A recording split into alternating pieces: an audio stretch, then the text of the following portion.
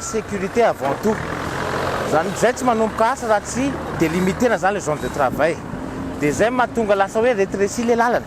satria zay toerana iasana zay hitanareo eo barricadena mihitsy zany amin'izay hoe ny tomobile ny olona zany tsy tokony andalo amin'ny zone de travail satria ny conducteur nan'izay indraindray tsy mahita dia mety mandona olona na mandona tomobile miteraka embouteillage kely satria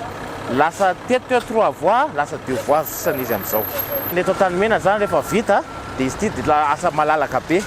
satria ny emprise ny lalana atsika amintsika miteny zao 18,6 mètres